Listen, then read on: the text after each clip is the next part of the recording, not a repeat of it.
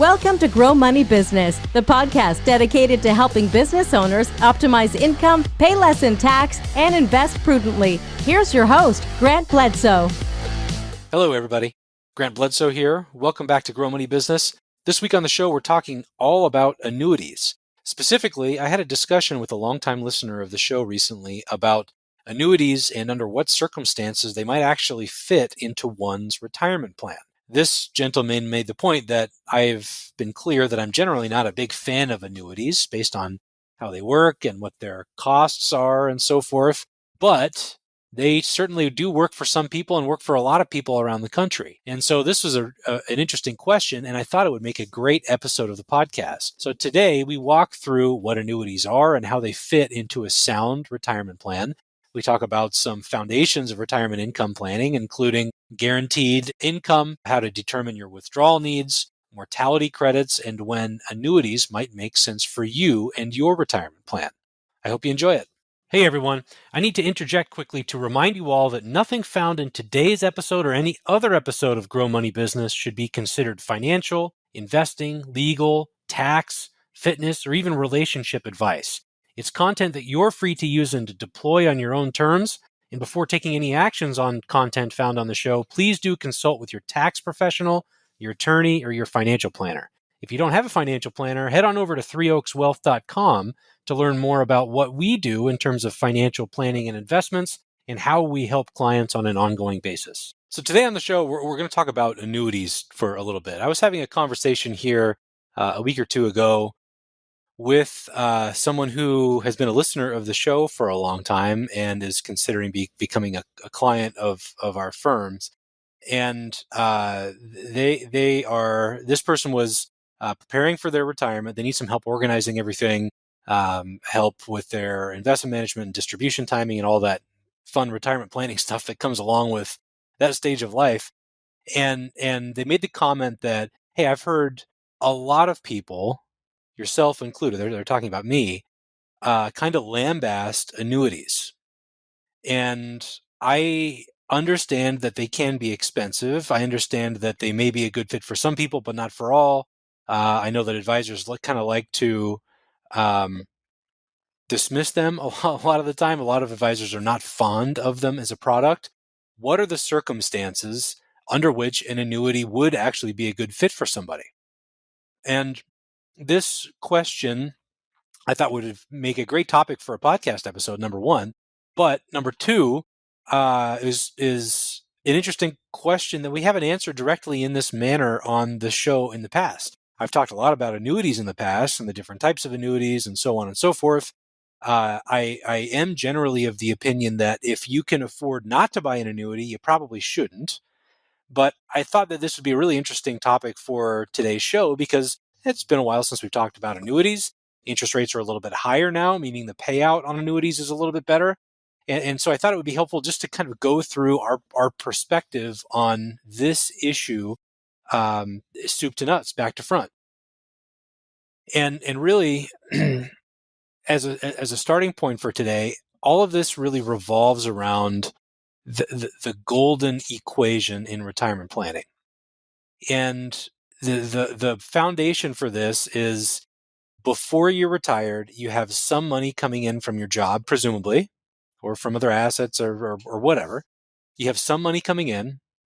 You pay tax on that income. You pay your expenses from that income, and hopefully you're living within your means, which means that you're not spending every penny that comes in, and you have a little bit left over at the end of every month. That little bit left over is what adds to your net worth over time. And most people saving for retirement will elect to defer some of that into some kind of retirement plan at work, like a 401k, 403b, whatever. They'll invest that money and it'll grow and compound for them. But the whole point of being in the accumulation phase of life is that you're accumulating assets. You're spending a little bit less than what you're taking in. And that accumulation is what enables you to retire down the road. And then when the time comes for you to retire, you shut off the income spigot, you step away from work, and now it's time to use those savings and that accumulated wealth, the pile that you've been building toward for so many years and decades, you take a little bit away from it every single month to pay for your living expenses. And so accumulation phase, your assets are growing. And then in the retirement phase, you're pulling from them to pay your living expenses. They may still be growing if the portion that you need to pull from your nest egg is smaller than the growth that your portfolio sees every year. Your net worth could still be going up. The point is that you've reached a level of net worth, a level of retirement savings to where you don't need to work any longer. And so the grand equation is this. Once you step into retirement, expenses minus guaranteed income equals your withdrawal need. And I did this quarter's webinar on this that we offered through the firm to people on our email list here just very recently. And so this is top of mind. But you can look at this over any period of time that you want, monthly, quarterly, annually, doesn't matter.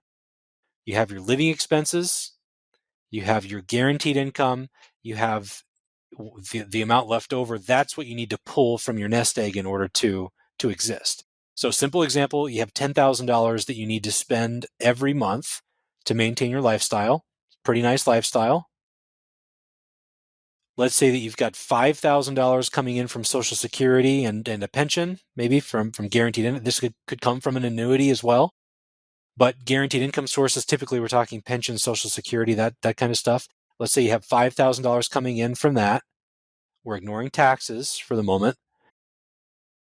The other $5,000 of your expenses, you have to pull money from your savings to get to meet your expense needs, right? That's the whole point. That's the grand equation. So an annuity is an instrument offered by insurance companies to transfer retirement or longevity risk to the insurance company. And it's basically a way to purchase more guaranteed income. Okay.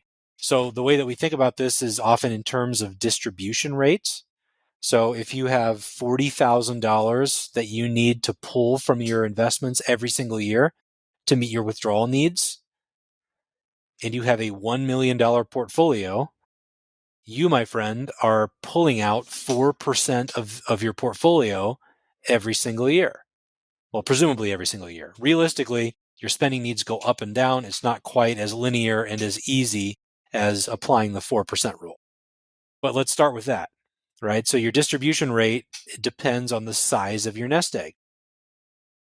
So if you have a $2 million portfolio and you need to pull $40,000 a year from it, then your distribution rate is only 2%. You're putting less stress on your portfolio because your situation is such to where you don't need to pull from it that much. So annuities become popular because we have a lot of everyday risk and uncertainty in the world in general. And for anybody listening who's gone through this themselves knows, this is a really taxing time psychologically and emotionally. You're giving up something. If you're transitioning from your bona fide working years into retirement, you have a drastic lifestyle change, right? You might be retiring into a void, which is not healthy on its own, but you might have a schedule where you're working 40 hours a week. Your social attachments are all at the office or at the workplace or whatever. You might be leaving all that into doing something totally new that's unpolished. So it's taxing for that reason, but it's also taxing because your future expenses, you're relying on your savings to pay for. And you're kind of hoping that all that money that you set aside in the retirement plans over the years is going to be enough to pay all your future expenses. But guess what? You don't know how long you're going to live. You don't know how the markets are going to perform. You don't know what the tax laws are going to look like. We don't know what inflation or our expenses are going to look like. We have no idea what our healthcare is going to look like, either in terms of expenses or our specific individual needs. So these are a lot of wild cards, right? And it's scary quitting your day job and shutting off that income spigot to launch into this retirement where those are all question marks. Your day-to-day lifestyle might be drastically different. And we're left kind of wondering whether or not the size of the nest egg is going to be big enough to last the rest of our lives and enable us to do the things that we want to do. These are all the questions that come through your mind as you make that transition. And so for that reason, because there are all these question marks and there's a lot of lingering doubt and uncertainty, annuity policies are relatively popular around the country.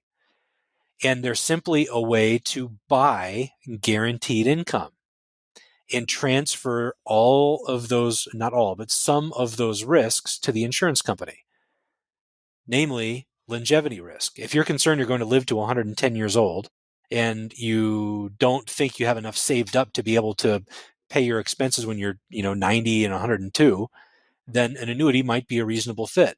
You take money, you give it to the insurance company, and in exchange, they pay you every single month for the rest of your life. There are ways to deviate from that. You can set it up to pay for the rest of the combined lives of you and your spouse. They can pay you for 10 years, no more, no less, whether you're dead or alive. You can put money into a policy and then invest it through a variable annuity and investment sub-accounts, and then annuitize it later. Insurance companies come up with all sorts of different ways to offer you that risk transfer because that's the business they're in. And guess what? It's quite lucrative for them. So I think of the decision of whether to annuitize in terms of this grand equation. Your expenses minus your guaranteed income equals your withdrawal needs. And so if you're someone who has $1 million saved up, your withdrawal needs are $40,000 per year. Off the bat, a 4% distribution rate is not too taxing on your portfolio. That's where the 4% rule came from. The 4% rule is a rule because that distribution rate has been safe over the vast majority of retirement periods that have ever been studied. And if you invest your $1 million prudently and consistently, chances are you're going to be fine taking that much out of your portfolio every single year. There's not a guarantee, but chances are you'll be fine. Now, if you're someone who is petrified about the market, you don't want anything to do with the stock market, and you're uncomfortable with the possibility of watching the value of your retirement nest egg go up and down on a consistent basis, you don't want to take any of that risk whatsoever, then you can take some or all of that $1 million, give it to an insurance company in exchange for that monthly check. And then guess what happens to our grand equation? Your guaranteed income goes up and your required withdrawals from assets go down. So you're buying basically retirement insurance when you purchase an annuity. And for some people out there, it's a reasonable fit. For a lot of people out there, it's not a good fit. Now, there is a really good argument for using annuities in some cases. And here's one example. Let's say that you're someone who doesn't want to take any stock market risk whatsoever. You only have your investments allocated to bonds because you're risk averse. You don't want to participate in what's going on in the stock market. You don't want to take that risk. You just buy good old U.S. government bonds. Nothing wrong with that at all. Right now, 10-year bonds are paying about 4% per year. So if you put your $1 million in 10-year bonds, then over the next 10 years, you'll get about $40,000 in interest a year, which gets you where you need to go.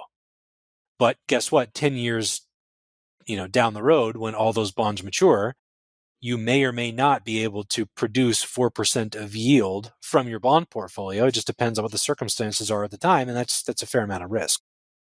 So if you compare taking your retirement portfolio and putting it all in bonds to buying an income annuity where you take that $1 million, give it to an insurance company, just collect the check, you will always get a little bit more in interest by purchasing the annuity. So if you get 4% by purchasing bonds per year, it's $40,000 on a $1 million portfolio. If you annuitize and give the money to an insurance company, you will get more than $40,000 a year. And the reason comes down to the reason that insurance companies exist in the first place, and that's all about risk pooling. So the insurance company knows that if they accept $1 million, and if they sell a $1 million annuity policy to 10,000 different people, all of the same age, same gender, same health risk, they have a pretty good idea how many of those 10,000 people, and everybody purchases these things at age 65, they know with a fair amount of confidence, because of all the actuarial work that the insurance company has done over the years, how many of those policyholders are going to die the following year versus how many are going to live 10 years, 20 years, 30 years, and beyond.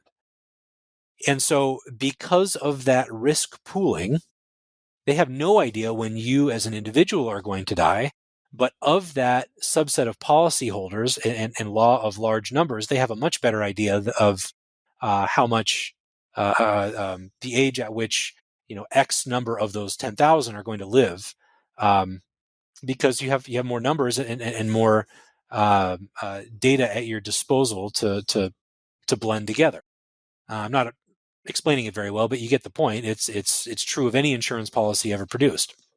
So the reason here that you get more in interest is because they know some of those 10,000 other policyholders are going to die next year, and they're not going to have to pay them.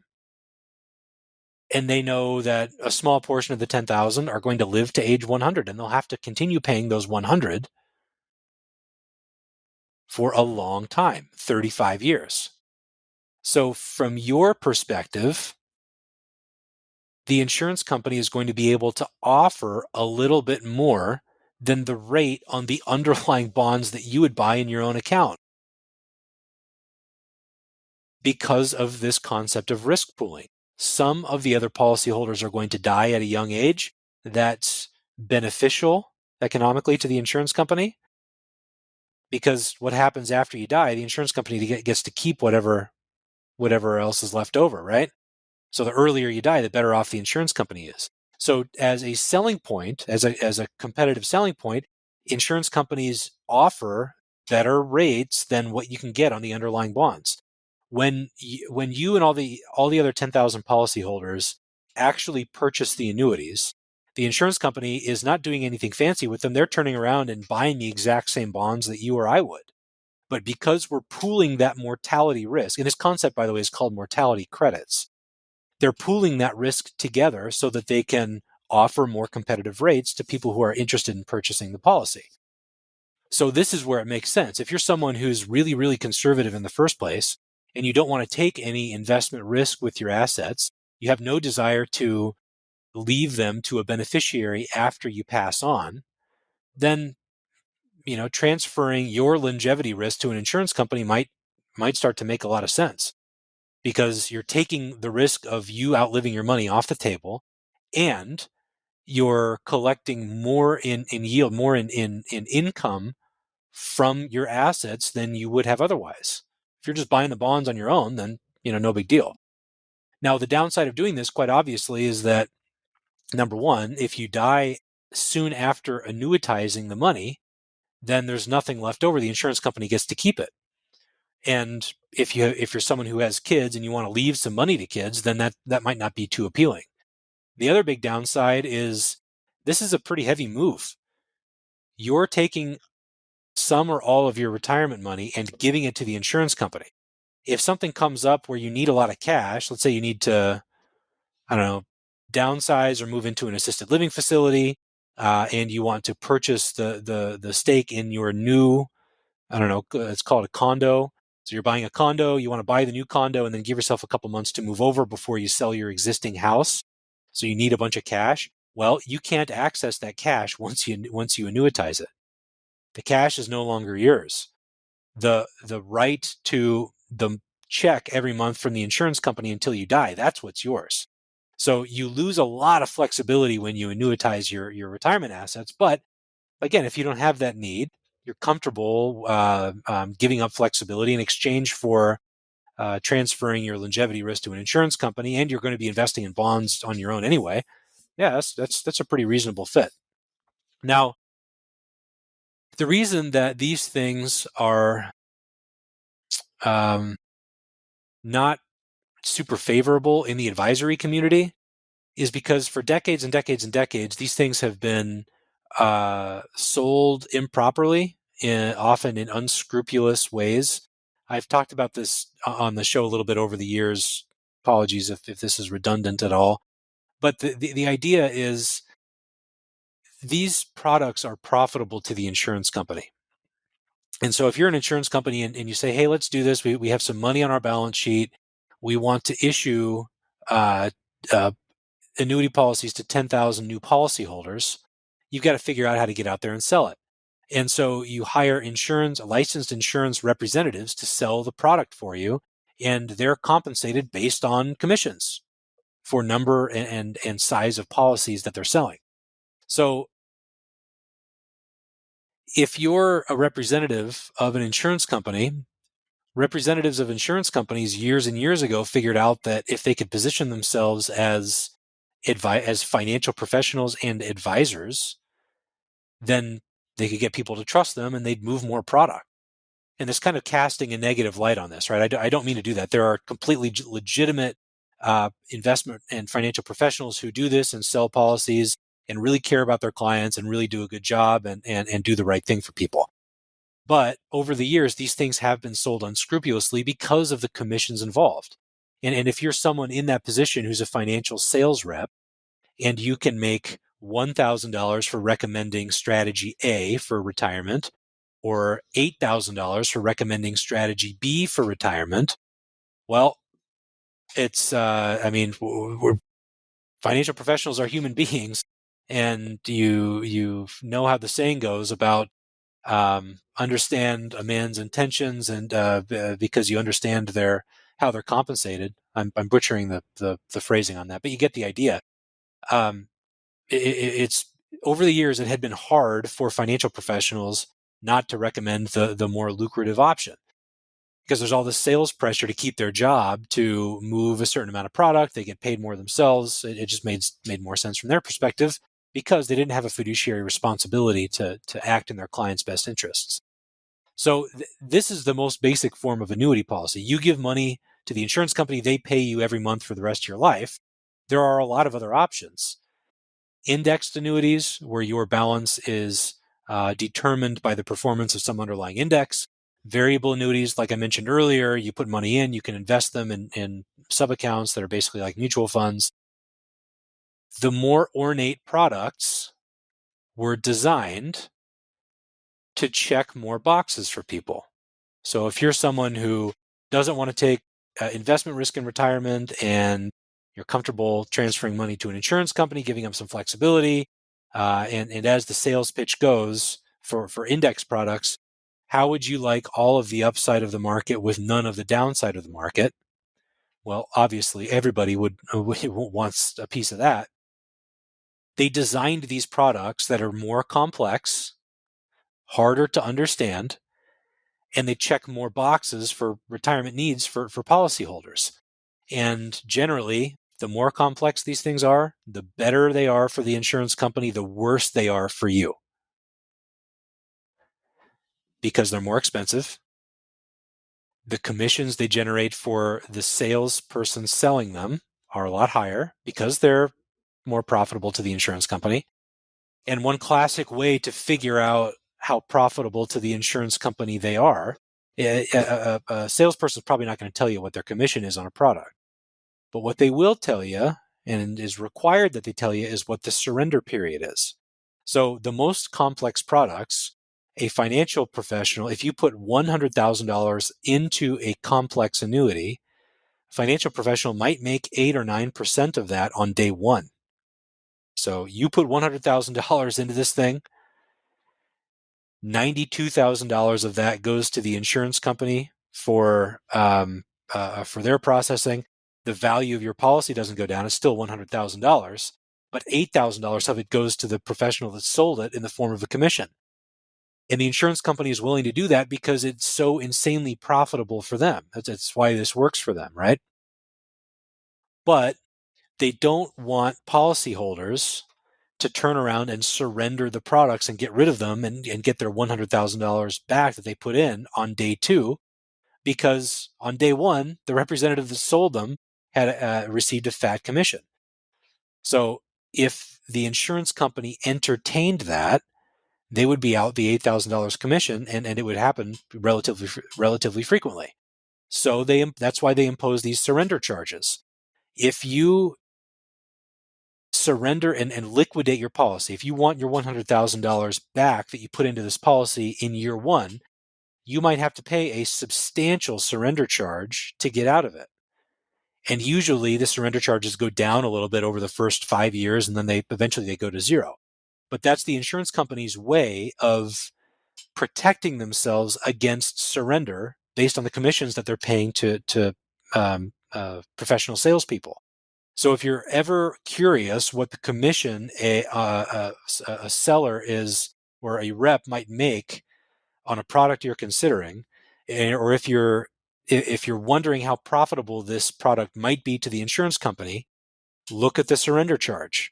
The fatter the surrender charge, the more profitable it is to the insurance company, the more the commission that the sales rep is going to get for selling it to you, and the longer that you have to stay in it.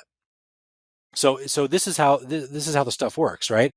It could be a good fit in the most basic cases if you're investing in bonds anyway. You don't mind giving up the control, and you don't have a need to bequeath anything left over after you die to anybody, any organization, anything like that. Okay? So I think of this, circling back to the beginning, our golden equation, I think of annuitizing as a good fit for somebody and simply as a way to buy guaranteed income and move money away from that withdrawal need side of the equation and into the guaranteed income side of the equation. So here's a couple examples. I ran a couple numbers just to put some tangibility to this. Let's say that you need $3,000 a month out of your investments in retirement. That's what your retirement income need is.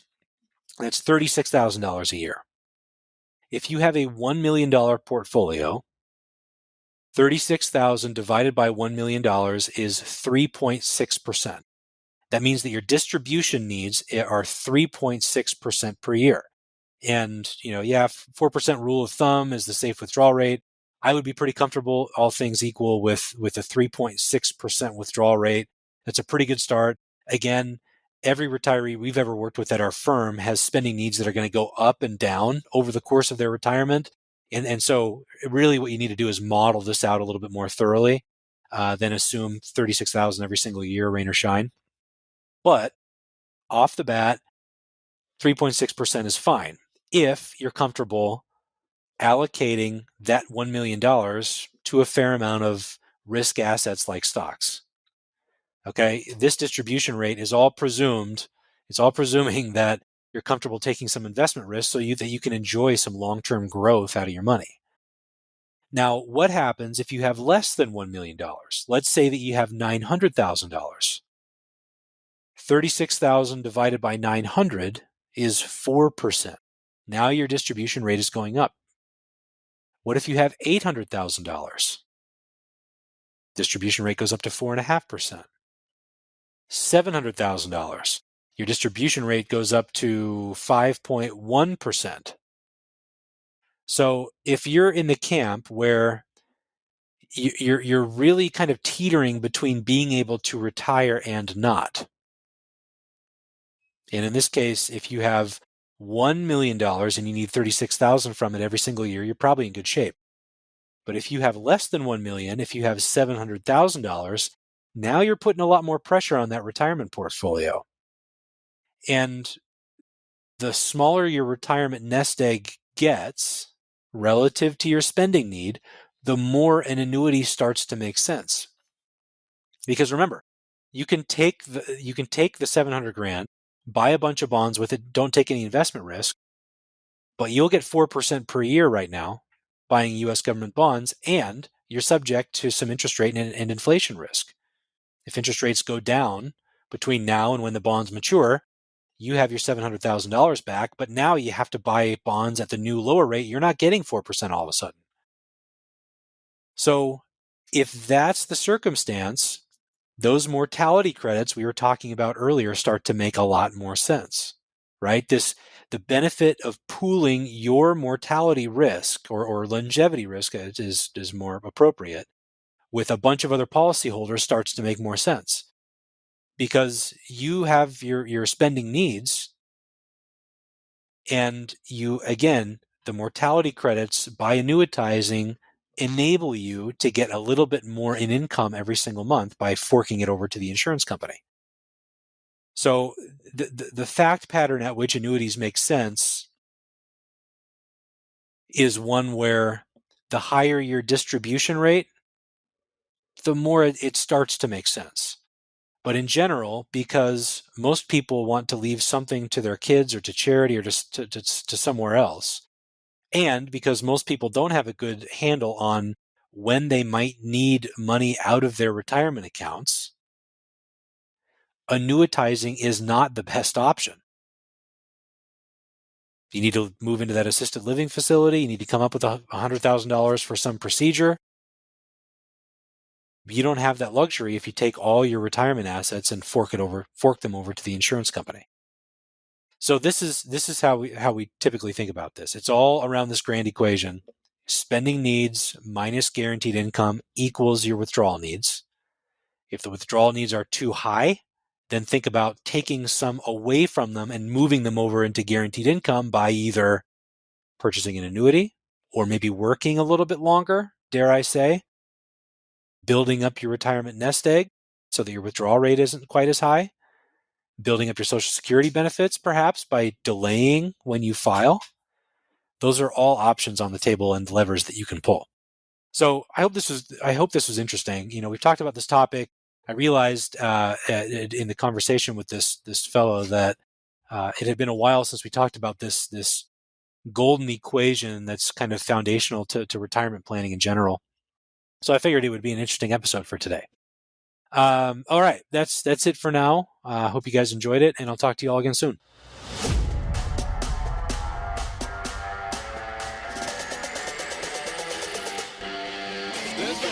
Thanks for tuning in to Grow Money Business, the podcast dedicated to helping business owners optimize income, pay less in tax, and invest prudently. Be sure to subscribe to the podcast on iTunes, Google, Spotify, or wherever you digest podcasts to ensure you don't miss out on future episodes and announcements, and feel free to submit questions to growmoneybusiness.com.